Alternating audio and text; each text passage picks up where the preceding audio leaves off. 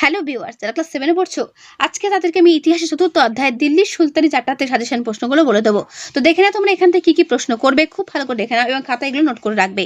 তো চলো শুরু করছি। প্রথম প্রশ্ন, মোহাম্মদ ঘুরির দুজন প্রধান অনুচরের নাম লেখো। সুলতান ইলতুৎমিশ কেন খলিফার অনুমোদন প্রার্থনা করেছিলেন? আমি তোমাদের প্রথমে বড় প্রশ্ন দেখাচ্ছি, কারণ তোমাদের 30-এ পরীক্ষা হবে, ঠিক আছে?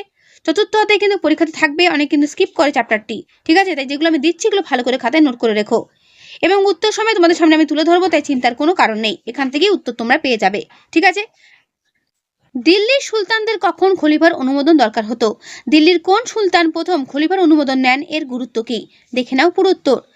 এই যে প্রশ্নগুলো আমি দিচ্ছি এগুলো প্রত্যেকটা প্রশ্ন খুবই গুরুত্বপূর্ণ, এগুলো ভালো করে পড়বে, ঠিক আছে? তোমাদের পরীক্ষাতে 30-এর মধ্যে হবে, সুতরাং বুঝতেই পারছো বড় প্রশ্ন থাকবেই। মোহাম্মদ বিন তুগলক কি কারণে রাজধানী পরিবর্তন করেন, তার এই প্রয়াস সফল হয়নি কেন? ইম্পর্টেন্ট প্রশ্ন করবে, দেখে নাও পুরো উত্তর।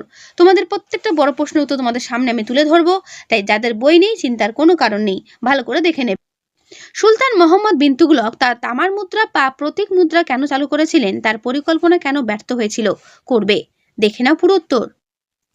ইবন বতুতার বিবরণ থেকে মোহাম্মদ বিন তুগলকের সময়ের ডাক যোগাযোগ ব্যবস্থা সম্বন্ধে কি জানা যায়? দেখে নাও পুরো উত্তর, দেখে নাও, ঠিক আছে? এগুলো কিন্তু তোমাদের করতে হবে। আর হ্যাঁ, পয়েন্ট ভাবে যেভাবে পয়েন্ট করে করে লেখার চেষ্টা করবে খাতাতে, ঠিক এইভাবেই লেখার, ওকে? আর বড় প্রশ্ন মুখস্থ করার ক্ষেত্রে সব থেকে সহজ উপায় কি জানো তো? গল্পের মতো করে পড়ে গল্পের মতো করে উত্তর দেওয়া, ঠিক আছে? পানিপথের প্রথম যুদ্ধে বাবরের জয়লাভের কারণ কি ছিল?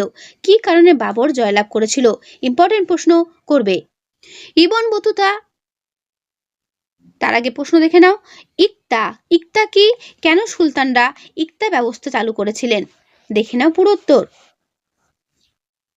তো এই হলো তোমাদের এই ৪র্থ অধ্যায়ের বড় প্রশ্ন। এরপর চলে আসো 2 কি 3 নম্বরের প্রশ্ন, দেখে নাও। মোহাম্মদ ঘুরি কত খ্রিস্টাব্দে মারা যান? মোহাম্মদ ঘুরির মৃত্যুর পর তার জয় করা অঞ্চল কাদের মধ্যে ভাগ হয়েছিল? দেখে নাও পুরো উত্তর করবে। সুলতানকে খলিফা বলতে কি বোঝায়? দিল্লি সুলতানির ওপর খলিফার অধিকার ছিল কেন? করবে, দেখে নাও পুরো। এর পুরো উত্তর তোমাদের ঠিক এই পর্যন্ত শেষ হলো। দিল্লির সুলতানদের কখন খলিফার অনুমোদন দরকার হতো? দেখে নাও, ভালো করে দেখে নাও পুরো উত্তর। রাজ্য কাকে বলে, সম্রাট কাকে বলে? ইলতুৎমিশ, সুলতান ইলতুৎমিশ কোন পরিস্থিতিতে খলিফার অনুমোদন প্রার্থনা করেছিলেন? করবে। দাস বংশের প্রতিষ্ঠাতাকে, এই বংশকে দাস বংশ নামে অভিহিত করা কি উচিত? এর পুরো উত্তর তোমাদের ঠিক এই পর্যন্ত শেষ হল। খুতবা বলতে কি বোঝায়? আমির কাদের বলা হয়? দুর্বাস ও খিলাত শব্দের অর্থ কি? দেখে নাও পুরো উত্তর। ইলতুৎমিশকে কেন দিল্লি সুলতানের প্রকৃত প্রতিষ্ঠাতা বলা হয়? করবে। রাজিয়া কি ছিলেন, সুলতানা নাকি সুলতান? ইম্পর্টেন্ট প্রশ্ন করবে। সিজদা ও পাইবাস বলতে কি বোঝায়?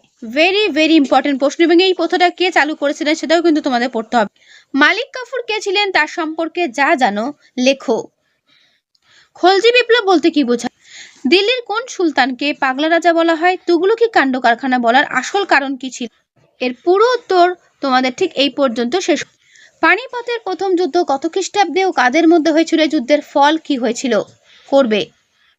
উলেমা বলতে কি বোঝায়? উলেমাদের সঙ্গে সুলতানদের সম্পর্ক কিরকম ছিল? ইকতা ও ইকতাদার বলতে কি বোঝায়? করবে। জিজিয়া কর কি? তুরস্ক দণ্ড, খরাজ ও খামোশ কি? ঠিক আছে, করবে। হাবশি কারা? ইলিয়াস শাহী ও হোসেন শাহী আমলে বাংলা সংস্কৃতির পরিচয় দাও। মামুদ গাওয়ান কে ছিলেন? তার মৃত্যুর পর বাহুমনি রাজ্যের কি অবস্থা? বানিহাটির যুদ্ধ কাদের মধ্যে কত খ্রিস্টাব্দে হয়? এই যুদ্ধের কারণ কি ছিল? তো এই হলো তোমাদের 2 নম্বরের প্রশ্ন। এবার চলে এসো 1 নম্বর প্রশ্ন। মোহাম্মদ ঘুরি কত খ্রিস্টাব্দে মারা যান? উত্তর 1206 খ্রিস্টাব্দে। আরবি ভাষায় সুলতান শব্দের অর্থ? উত্তর কর্তৃত্ব বা ক্ষমতা। ইসলাম জগতের প্রধান ধর্মগুরুকে? উত্তর খলিফা। আমির কাদের বলা হয়? উমরাহ কাদের বলা হয়? ধনী ও ক্ষমতাবান তুর্কিদের বলা হয় আমির, এবং আমিরদের অর্থাৎ অনেক আমিরদের একসঙ্গে বলা হয় ওমরাহ। দিল্লির কোন সুলতান প্রথম খলিফার অনুমোদন প্রার্থনা করেন? উত্তর ইলতুৎমিশ। তারপরে প্রশ্ন, সুলতানদের স্বাধীন শাসনের প্রতীক দণ্ডকে কি বলা হতো? বলা হতো দুর্বাস। মোহাম্মদ ঘুরির আসল নাম কি? মুইজ উদ্দিন মোহাম্মদ বিন শাম। ইলতুৎমিশের পর কে দিল্লির সুলতানি সিংহাসনে আরোহণ করেন? পুত্র রুকনুদ্দিন ফিরোজ, ঠিক আছে, করবে। মোহাম্মদ ঘুরি কাকে পরাজিত করে দিল্লি দখল করেছিলেন? তৃতীয় পৃথ্বীরাজ চৌহানকে। প্রত্যেকটা প্রশ্ন যেগুলো দেখতে পাচ্ছ দাগানো, প্রত্যেকটা ভালো করে করবে। রুকনুদ্দিন ফিরোজের পর কে দিল্লির সুলতানি সিংহাসনে আরোহণ করেন? সুলতান রাজিয়া। দিল্লির কোন সুলতান সিজদা ও পায়বাস প্রথা চালু করেছিলেন? গিয়াসউদ্দিন বলবন। মালিক কাফুর কে ছিলেন? ইবন বতিতা। কোন দেশের অধিবাসী ছিলেন? প্রত্যেকটা প্রশ্ন উত্তর ডান দিকে দেখো, উত্তর সমেত দেওয়া রয়েছে। অল রিহলা কিতাব উর রিহলা গ্রন্থের রচয়িতাকে? দিল্লির কোন সুলতানকে পাগলা রাজা বলা হয়? দিল্লির সুলতানের কোন সুলতান রাজত্বকালে ইবন বতুতা ভারত এসেছিলেন? মোহাম্মদ বিন তুগলকের আমলে, ঠিক আছে। তাকাবি কি? সুলতান মোহাম্মদ বিন তুগলক কোথায় তার রাজধানী স্থানান্তরিত করেছিলেন? মোহাম্মদ বিন তুগলক সোনা ও রূপোর বদলে কোন ধাতুর মুদ্রা চালু করেছিলেন? সৈয়দ বংশের প্রতিষ্ঠাতাকে? খিজির খান। পানিপথের প্রথম যুদ্ধ কবে হয়? পানিপথের প্রথম যুদ্ধ কাদের মধ্যে হয়? বাবর ও ইব্রাহিম লোদির মধ্যে।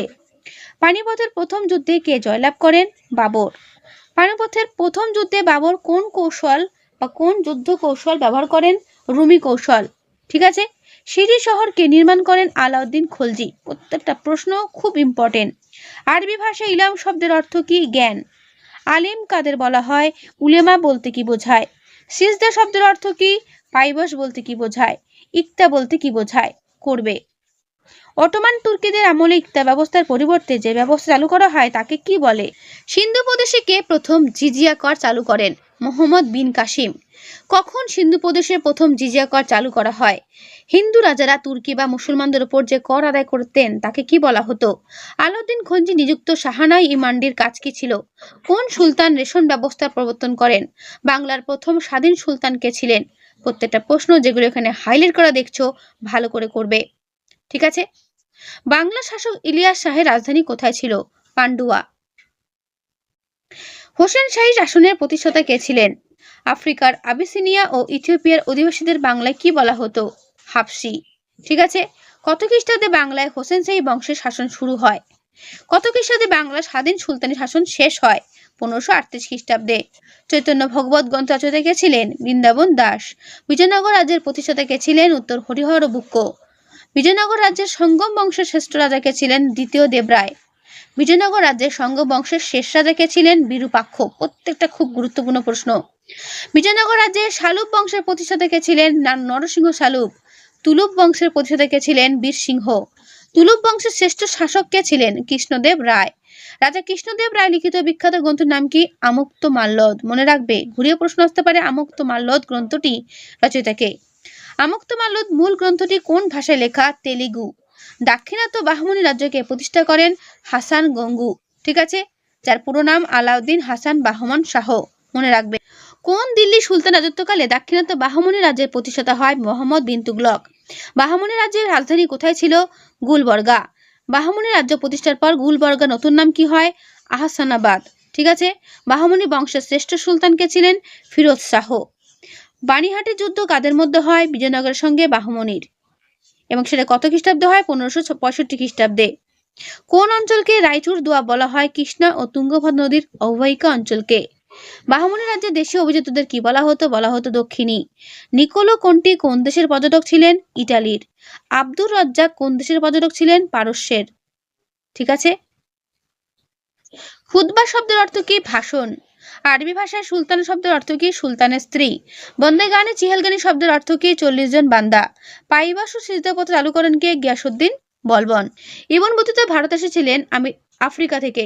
পাগলা রাজা বলা হয় কাকে? মোহাম্মদ বিন তুগলককে, ঠিক আছে। পানিপথে যুদ্ধ হয়েছিল বাবরের সাথে কার? ইব্রাহিম লোদির। তো যে প্রশ্ন তোমাদের সামনে আমি তুলে ধরলাম প্রত্যেকটা ভালো করে করবে। ইলম মানে কি? ইলম মানে হচ্ছে জ্ঞান। তো তোমাদের চতুর্থ অধ্যায় থেকে এই হল সাজেশন প্রশ্ন যেগুলো আমি দিলাম, সেগুলো ভালো করে করো। পরীক্ষাতে দেখবে এর মধ্যে কমন পাবে। তো কেমন লাগলো প্রশ্নগুলো অবশ্যই কমেন্টে জানিও। ভালো লাগলে লাইক করো ও বন্ধুদের কাছে শেয়ার করে দিও। যত পারো বন্ধুদের কাছে শেয়ার করে দিও। তাহলে আজকে এখানেই, দেখা হবে নেক্সট ভিডিওতে। ভালো থেকো সবাই।